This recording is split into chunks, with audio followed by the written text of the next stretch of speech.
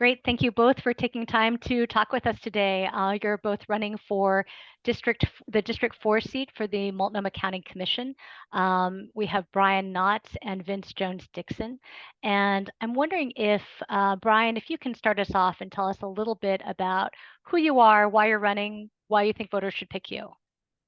Okay, my name is Brian Knotts. I am a small business owner in Multnomah County. I am an IT consultant, and I do work for small, medium-sized businesses as well as some marine business.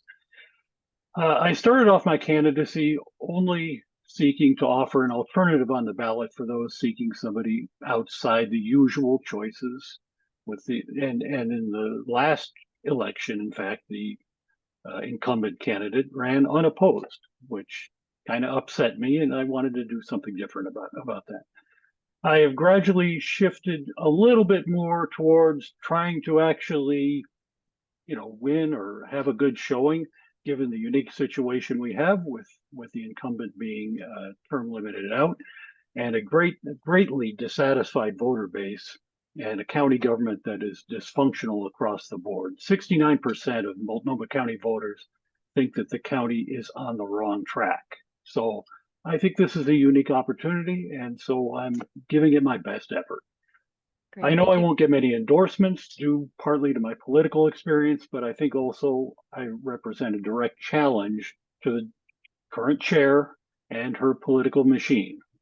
But I'm trying to offer an alternative to the disastrous path of county government. I want to reevaluate the county's approach to homelessness, audit the nonprofits in a more detailed way, and fix the roads. Thank you very much. Vince, can you tell us a little bit about you and why you're running? Yeah, would love to. Thank you, Helen, and nice to meet you and Therese and Laura. So again, my name is Vince Jones-Dixon. Currently, I serve on City Council here in Gresham, Oregon. I grew up here in Portland, Oregon. I'm number 4 out of 12 kids, and we grew up in the heart of Northeast Portland. Graduate from De La Salle North Catholic High School, went on to study communications and broadcasting at Hood Community College. And directly following my education direction in the middle of my education, I was led to serve in the death care industry as a removal technician, and I've been serving families throughout the local funeral homes over the last 16 years.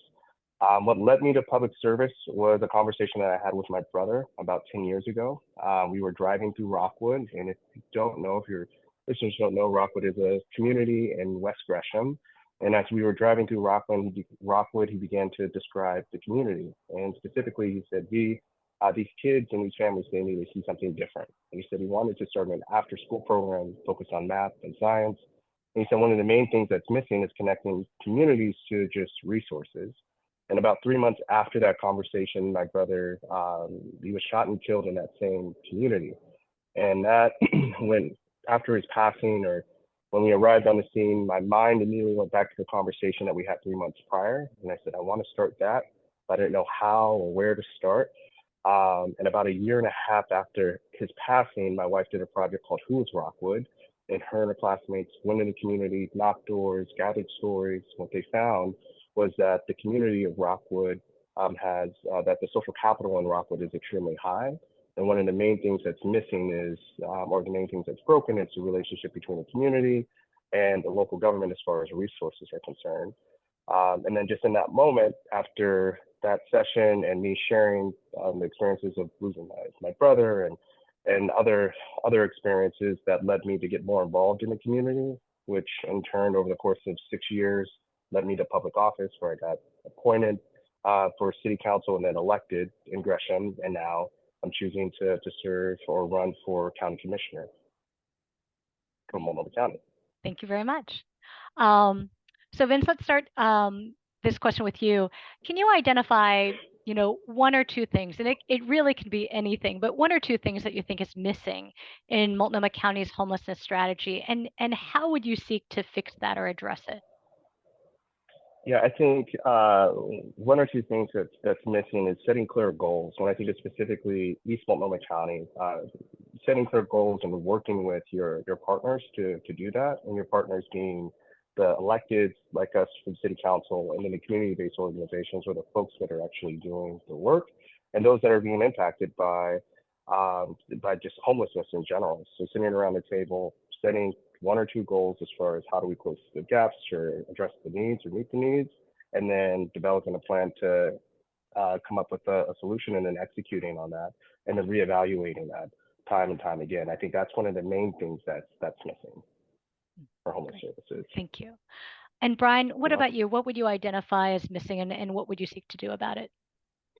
Well, to me, it's a matter of accountability for the people, the organizations, the nonprofits that are supposed to be providing us with homeless services.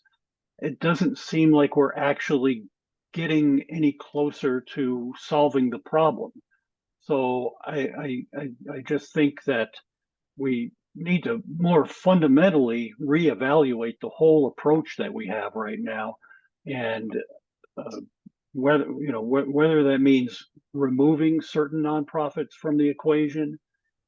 We need a new analysis that is not just not just kind of looking at the details around the edges. We really need a fundamental rethink on this. And some of what needs to happen is we need to have a program for compelled treatment for people that are seriously addicted to drugs, and it's causing them to commit crimes. And then we also need to, I think the county's hands are tied, as well as many municipalities, by certain court decisions, including Martin versus Boise, and we need to challenge that. We have this climate suit where the county is suing Exxon and other oil companies, which, okay, fine, if you believe that, but the problem is this is really outside of the county's jurisdiction, really. I mean, we have a U.S. Department of Justice that can handle these kinds of things, and the EPA. We need to be focused on the things that we can actually do something about. And if we can get these court decisions overturned, that would give us more ability to address these problems. Thank you. And Brian, if you can go first on this question. Tell me about your district in terms of, do you feel like it is getting adequate attention from the Multnomah County Commission? Do you feel like there are areas that, and basically to go back a little bit, there's long been a concern that East County is neglected. And I guess I'm wondering, do you feel that that is the case, and how would you be more effective than perhaps your the current commissioner in rectifying that? Yeah, it absolutely is the case that East County is neglected. Part of the issue is part of the problem is that we have a little bit different issues than the rest of the county, because we have, as Vince talked about, we have a depressed area economically depressed in some areas in Rockwood, and then we also have the rural part of the county, which always gets overlooked. And so, because I come from here, I mean, I didn't grow up here, but I've been here for 24 years. I would bring a different perspective than we've seen on the board for quite some time, and so I would be, there would be, I'd be able to educate the other commissioners on some of the issues that we have out here, including like access to emergency services when our roads are crumbling, and it makes it more difficult for public safety to serve people in this part of the county. Great, thank you. And Vince, how would you say, or do you feel that Multnomah County has neglected East County, and how would you be more effective in changing that? Yeah, I think that's a good question. Thank you, Helen. And to respond to your last question, or to Mr. Knott's remarks, I believe it's a distribution issue as far as funding is concerned. We do have community-based organizations and and actually city workers that are actually doing the work as far as meeting the needs of our unhoused neighbors here in East Multnomah County. One of the main things is just getting the money out to them and then coordinating the effort. The difference between Portland and East County, and I'm saying East County specifically, is there's 5 cities out here. You have Gresham, Fairview, Troutdale, Wood Village, and Corbett as well. And then there's an opportunity for, I know Commissioner Stegman used to host the East County forums, and I think that's something I would bring back. So to answer your question, yes, we have been neglected because we have. I would say yes to answer your question, and that's primarily because there hasn't been a table where we all can come together to put forth the ask and fully diagnose the issue and/or challenges and prioritize them together. Just like Portland, you can do that. So it's easier to do that when you think of Portland as a whole, or the West region. Great, thank you. So the city, one of the ongoing issues has been the fight between the city of Portland and Multnomah County about funding some of the initiatives the city's taken on, as well as a strategy. One of the things that the city has talked about is a time, place, and manner restriction on camping that has since evolved after Multnomah County a judge put that on hold, to be a new proposal that just restricts certain activities on public property. Do you support kind of these actions to restrict activities or to make camping more difficult? And if so, and should the county play a role in supporting that? And Vince, if you can. Yeah, I think. Yeah, that's a great question. I think yes, the county should definitely be a part of the conversation, and we need to come up with a strategy to ensure that every single person that's unhoused or that doesn't have any form of permanent housing, that they are being met where they are, and that we're guiding them to the right to permanent housing. I run into and I talk to our community members on a regular basis, specifically in downtown Portland, just sitting on the streets, and I've asked them, has anybody come and talked to you and shared with you what resources are available? And they said no.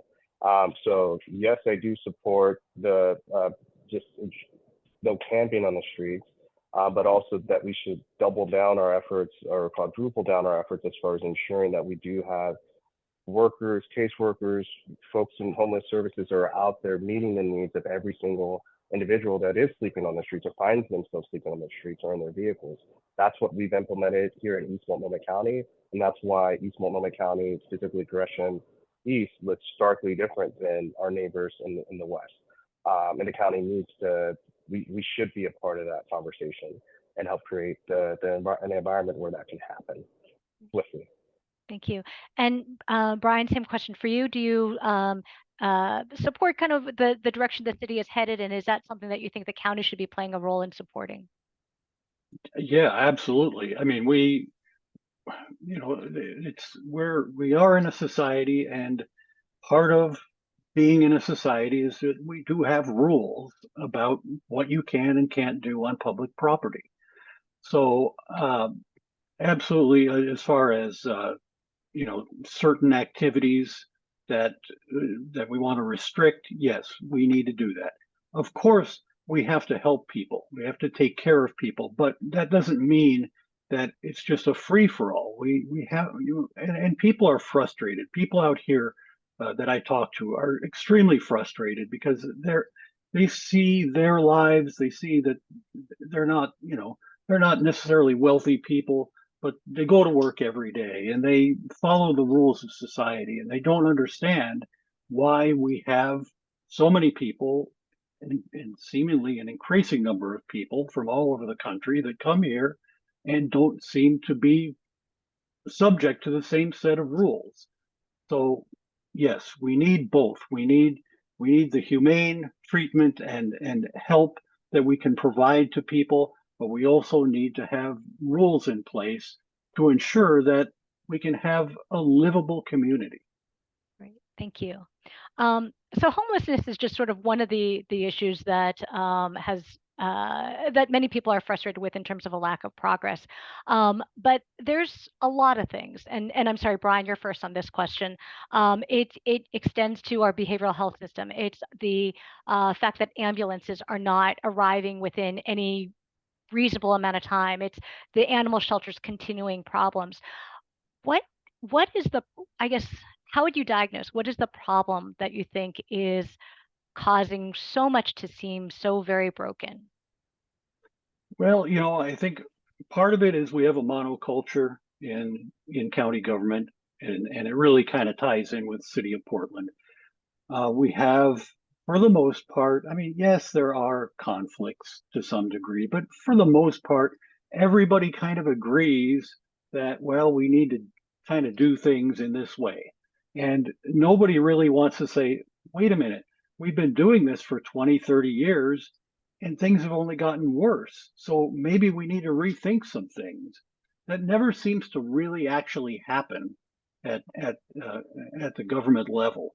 So yeah, I think that we need, I mean, there are a whole, on the specific issues, yeah, there are a whole bunch of questions like as far as the two paramedic rule.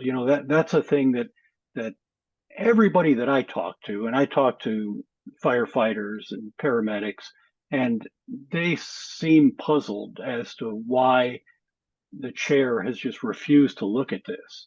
And they do agree that, at least in some cases, getting rid of that rule can help improve response times for people that need medical help. So that's just one example of how, it seems like some of our leaders are just so set in their ways and just have this tunnel vision where they cannot consider anything outside the approved view. I think we need to change that, and I want to be a voice to challenge that approved view and say, no, we do have options. Great, thank you. And Vince, what would you say is sort of central to why things feel so broken in so many ways? There's a couple of things. The main thing is just a lack of listening to the frontline workers and ensuring that the right people are in the room when we're trying to come up with a solution for the problem or for the issue that we're facing. And I noticed that early on, in my time as a city councilor, I constantly go back and I check in whenever our executive leadership teams, we have a city manager form of government. So whenever they bring something to us as a council, I always do I try my best to do my due diligence to check in with the members, so the folks that are doing the work, whether it's a police department or a fire department, and the union leadership, to ensure that we're checking looking at all the options and not just thinking about just the budget, and then how can we creatively fund those things. The AMR situation or the transport, that's something that we shed light on a year and a half ago and what have you. We've been constantly working with or reaching out to the commission to see if we can come up with an alternative, and now it's bubbling up on the priority list, which is great.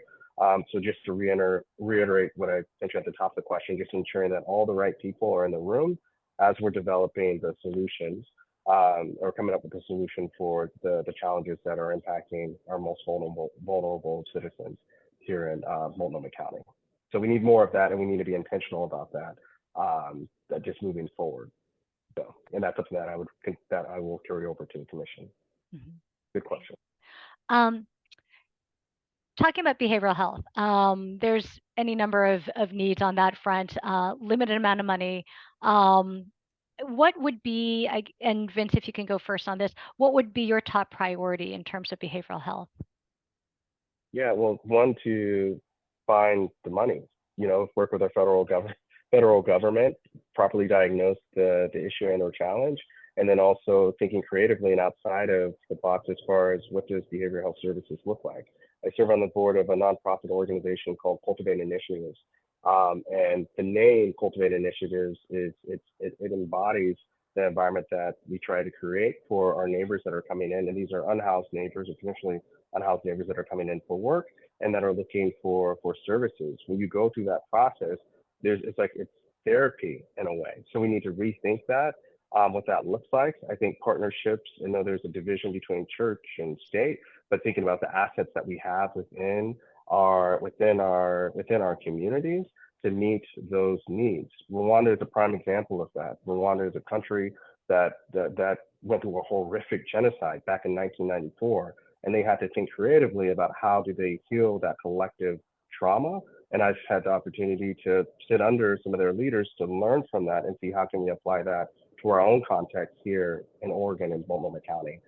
So I don't think it's a money issue. It's a how do we come together and work together to address this issue and thinking outside of the norms, whether it's you need a licensed therapist, yes, you need a psychiatrist, yes, for certain diagnoses, but how do we support and then also equip community members with the tools and family members with the tools to support their family, their loved ones, or their neighbor that's going through psychosis. I personally had a best friend that's diagnosed schizophrenic. I saw him when he was having a moment. I myself was scared 2 years ago because I didn't know how to properly help him. And then I called, luckily, 311 or 211, and a psychiatrist was able to walk me through what's going on in his mind. And that was education for me, and I was able to support him in that and be rest assured that this is what's happening, this is the expectation, this is the training that our officers have. So I think we need more of that as a community, and I look forward to working on that with our county commission next year. Thank you. There was something you mentioned in your questionnaire about the Oregon Change Clinic, and I'm not familiar with that. Can you tell me a little bit about that? Yeah, that's you're talking about the Oregon Change Clinic in downtown Portland. Yeah, I have to do my own research. That came from the team. I have a team of both consultants, and I have to do my own due diligence on the clinic. It's my understanding that they have a different approach as far as, or approach that's not standard as far as meeting the needs of our community. Okay, great, thank you. And Brian, same question for you. I guess what would be your top priority or approach to kind of the massive needs on the behavioral health scene? Yeah, I mean, it seems to me that we were talking recently about a big pile of money that the county had that was going unspent. So I don't think it's strictly speaking a monetary issue.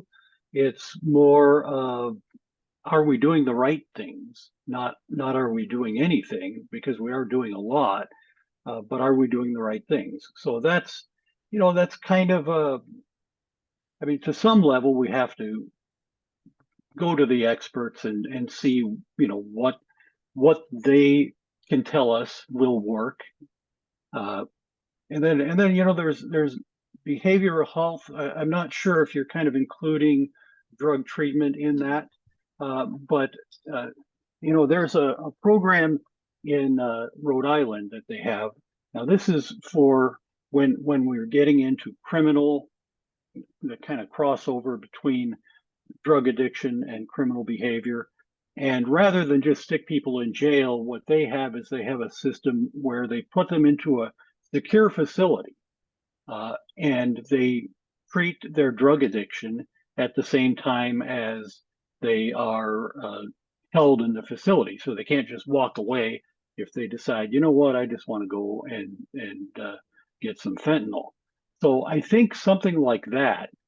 It's a medical facility, but it's also a way to make sure that people are actually getting treatment if they're out committing crimes. So I think we need to look at programs like that that I think would be, are possibly a missing piece of the puzzle here. Okay.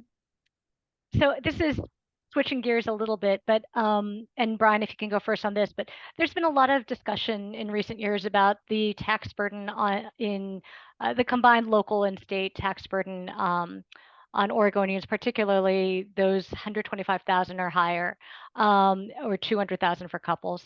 I'm wondering how big or small a concern should this be for the Multnomah County Commission, and what, if any, changes would you support? It's a big concern, and I think it gets overlooked a lot because if all the programs that we're talking about that we want to do for behavioral health and various other things, none of that is going to be possible if there's no tax base. And so we have to have a welcoming business environment in Multnomah County, and for that matter, city of Portland, city of Gresham, et cetera. So if we overwhelm people with punitive taxes, we are not going to have a healthy business community. We're going to be losing businesses to other jurisdictions, and pretty soon, I mean, we've seen in the past other cities where that goes, and it's not pretty. So yeah, this all has to be balanced with the reality of we can't be driving away business people. So I think we can have, we have our county income tax. We can have that, although one recent thing that happened was that the county didn't have the necessary forms to file that tax until like late March. So so there's some issues with that too. But we have to keep it within reason. So and if we find, like, if we're collecting more money than we actually are spending, then we need to cut those taxes to because otherwise we're just punishing people unnecessarily for being successful. So yeah, that's a very important question. Thank you. And Vince, what about you in terms of just the tax burden? How much of a concern should that be for Multnomah County? And what, if anything, would you want to do about that? Yeah, it should be top. It should be. It's a concern. I'm trying to find a softer word, but it's a top concern. Should be top of mind because it's a determining factor as for whether or not people choose to stay in Multnomah County. I had a mentor that chose to move from Multnomah County about 1.5 years ago because of that, and it's primarily because he felt as though his taxes weren't. He wasn't seeing the value. So that is something that we need to respond to and take seriously as leaders. And be transparent on. I'm proud of the work that they've started as far as the county, as far as developing these dashboards and making it easier to see as far as the money and where money is going. Just found out about that a couple weeks ago. But yes, that should be top of mind, especially when as we're thinking through whether or not we should introduce any new taxes or anything. Do you think that it should prompt an additional look at the preschool for all tax, for instance? Oh yes, definitely. Okay. At the core of it is how do you evaluate what's working, whether or not it's working in the impact, and being honest about it, and setting better expectations and projections. And we should do that for each region. I mean, that's why we represent each district, right? So I'm not sure how they've gone about doing that in the past. I haven't dug that deep into it, but we should definitely do that with any of the taxes, especially the preschool for all tax. Great. Moving on just a bit to the House Bill 4002, which recriminalized drug possession, and it also laid out kind of an expectation or framework for counties to create a deflection system where people who can seek treatment as opposed to go through the criminal justice system. Recognizing that it's going to be local law enforcement, there's going to be a lot of different ideas. Are there any particular aspects or ideas that that you would want to offer, from Multnomah County? Is this something, actually, first of all, is this something that you think the county should be doing, setting up a deflection system? Yeah. And are there any specific things that you would want to see come out of that? Yeah, definitely. I'd love, yes. So I've been a part of this conversation for the last 1.5 years, as far as deflection and diversion programming in general. So I'm extremely excited, and most definitely the county should be a part of the conversation because you have the DA's office, service providers. You're already connected to a ton of community-based organizations and nonprofits in the first place, and then the county is responsible for all things public health. I think the piece that's missing right now is just the technology. What tool are we going to use to ensure that our neighbors that we're coming in contact with that are struggling with addiction, what piece of technology are we going to use to guide them through the process of rehabilitation and to support them on this journey? And it has to be a tool that the user can be dependent on, and the community-based organization and our law enforcement officers, because it's going to be their decision at the time of contact. I'm in those conversations now with Lipstick and Multnomah County and everyone else, and those are the types of projects that excite me, because you're thinking about rehabilitation and restoring the humanity within the person, and then also you could see the progression. Everybody could see the progression if we design it right, and that includes our law enforcement officers to our district attorneys, and then we can focus on more serious crimes and things or issues and or challenges. Did I answer your question? I get that's one area that I'm most passionate about. So no, that's great. Yeah, so I'm beyond. It lights me up. So I don't know if I got off on a tangent about my own view. No, this is great. Dreams. Okay, thank you. So I'm very hopeful and excited about the programming, and it's not. I personally don't think it's recriminalizing. It's addressing the need the right way. So that's how I see it. Okay. Thank you. Really great question. Thank you. And Brian, what about you? Are there any, do you support the idea of a deflection system for Multnomah County, and are there any particular elements that you would want to see? Yeah, I mean, this ties into what I talked about before with the Rhode Island program. They have a program called CODAC, CODAC, and that has as part of it the facilities that I talked about that are not necessarily jails, but they are a secure medical drug treatment facility. And then the other part of that is short of that, you know, the where you're not necessarily in custody. Yeah, we should be doing that. We should be trying to keep people from having to be in the prison system, if at all possible. But we also need to prosecute the people that are taking advantage of drug addicted people as well. And if we expect that to happen, we have to have sufficient law enforcement, and we need a change in the DA's office in order for that to actually happen, because it will not happen with the current DA. Great, thank you. Laura or Therese, do either of you have any additional questions? I think I'm good. This has been a great conversation. Then if you like, if you want to just take a minute or two to, wrap up, if there's any other issues you want to kind of tell voters, or really just kind of why voters should pick you over your opponent. And Vince, if you want to go first on this, that would be great. Yeah, thank you, Helen, Therese, and Laura for the invitation. As always, it's great coverage and great questions. I would just ask voters, I would like to serve you in a capacity as a county commissioner. I think my track record precedes, it's proven. I'm supported by the majority of the electeds here in East Multnomah County because of the work that we've done. Gresham, we're known for doing the hard things. In 2020, when everyone was defunding the police, we went through the process of defining what we were asking our officers to do and funded those things. And then also we stood up a youth services program where we saw a significant decrease in the violent crimes that were happening in East Multnomah County. So the leader that you have in me is more or less a reformer, someone that looks at an issue and diagnoses the issue with community and works with community and the stakeholders to come up with solutions for our future. So and that will continue throughout my time if and when I'm elected to serve in this capacity. So I'll leave it at that. Thank you again for the time this afternoon. Great, thank you so much. And Brian, any closing thoughts you want to share? I'd like to thank everyone as well for this opportunity. Thanks to Vince for participating.